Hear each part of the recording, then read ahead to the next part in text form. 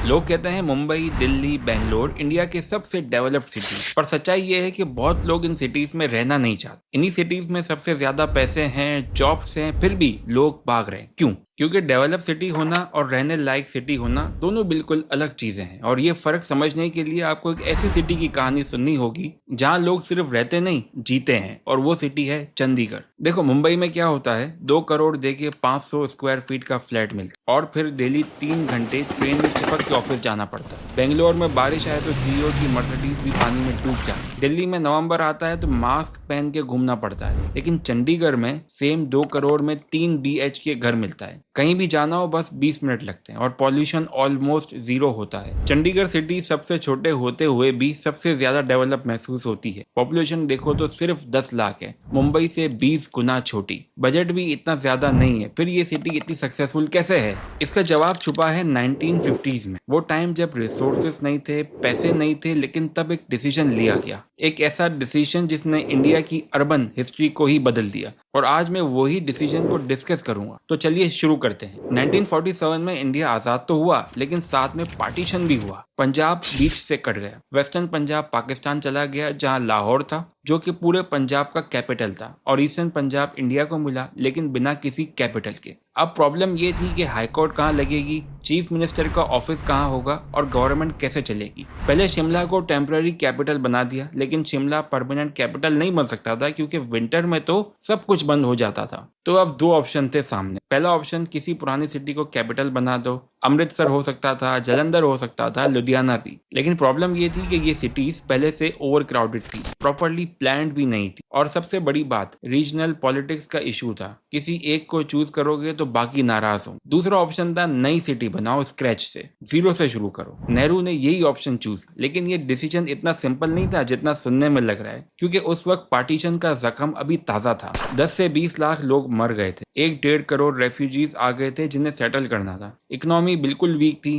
पैसा नहीं था, और ऐसे में नई सिटी बनाना बहुत मुश्किल लग रहा था। कैबिनेट में लोग लिटरली यही बोल रहे थे कि पहले रेफ्यूजी संभालो, इकोनॉमी ठीक करो, ये सब बाद में देखा जाएगा। लेकिन नेहरू का विजन अलग था। उस वक्त नेहरू ने डिसाइड किया कि हम एक ऐसी सिटी बनाएंगे जो दुनिया को बताएगी कि इंडिया कोलैप्स नहीं करेगा, इंडिया क्रिएट करेगा। उनका कहना था कि अगर हम सिर्फ आज की प्रॉब्लम ही सॉल्व करते रहेंगे तो कभी आगे नहीं बढ़ेंगे। ये सिटी सिर्फ एक कैपिटल नहीं होगी, ये एक सिंबल होगी कि इंडिया क्या कर सकता है। और ये बात बहुत इंपॉर्टेंट थी उस टाइम, क्योंकि 1947 में पूरी दुनिया सोचती थी कि इंडिया कोलैप्स हो जाएगा। ब्रिटिश तो खुल के कह रहे थे कि इंडिया खुद को गवर्न नहीं कर पाएगा। नेहरू चाहते थे दिखाना, देखो हम सिर्फ सरवाइव नहीं कर रहे बल्कि कुछ नया भी कर रहे हैं। तो डिसीजन फाइनल हुआ कि चंडीगढ़ कैपिटल बनेगा। लोकेशन भी फाइनलाइज हो गई, शिवालिक हिल के नीचे एक सुंदर जगह। अब बस चाहिए था एक विजनरी आर्किटेक्ट, कोई ऐसा जो इस सपने को हकीकत बना सके। इनिशियली एल्बर्ट मेयर नाम के एक आर्किटेक्ट को हायर किया, लेकिन वो बीच में ही छोड़ के चले गए। फिर अप्रोच किया गया ली कॉर्ब्यूसियर को। ये थे वर्ल्ड के टॉप आर्किटेक्ट में से एक, लेकिन जब पहली बार उनके पास ये ऑफर आई तो उन्होंने तुरंत मना कर दिया। उन्होंने बोला कि मैं इंडिया में काम नहीं करूंगा। उस टाइम यूरोप के लोग इंडिया को बैकवर्ड समझते, उनको लगता था कि यहाँ कुछ होगा ही नहीं। लेकिन नेहरू ने हार नहीं मानी, पर्सनली लेटर लिखा और उस लेटर में एक्सप्लेन किया कि ये सिर्फ एक सिटी नहीं है, ये एक विजन है और तुम्हें कंप्लीट क्रिएटिव फ्रीडम मिलेगी। ली कॉर्ब्यूसियर एग्री हो गए। 1951 में वो इंडिया आए, लेकिन यहाँ इंटरेस्टिंग बात है, वो आए और तुरंत काम शुरू नहीं किया। पहले 3 महीने में सिर्फ ऑब्जर्व किया, वेदर कैसा रहता है, विंड किस डायरेक्शन से आती है, सन का मूवमेंट क्या है, लोकल कल्चर कैसा है, सब कुछ स्टडी की। फिर उसने अपना डिजाइन बनाना शुरू किया। ली कॉर्ब्यूसियर का एक आइडिया था, उसने कहा कि एक सिटी भी ह्यूमन बॉडी की तरह होनी चाहिए। मतलब कैपिटल कॉम्प्लेक्स ब्रेन है जहाँ गवर्नमेंट काम करती, सिटी सेंटर हार्ट है जहाँ सब मिलते हैं, ग्रीन पार्क्स लंग्स है जो सिटी को ऑक्सीजन देते हैं, और रोड्स ब्लड सर्कुलेशन जो सब कुछ कनेक्ट करती है। हर चीज एक पर्पस के साथ डिजाइन हुई थी, रेंडमली कुछ भी नहीं हुआ था। लेकिन उसका सबसे बेहतरीन आइडिया था सेक्टोरल प्लानिंग। उसने पूरे सिटी को सेक्टर में डिवाइड कर दिया। इनिशियली 47 सेक्टर बनाए, हर सेक्टर रफली 1 स्क्वायर किलोमीटर का, और उस सेक्टर में सब कुछ होगा, मार्केट, स्कूल, डिस्पेंसरी, पार्क, मंदिर, गुरुद्वारा, मस्जिद, सब।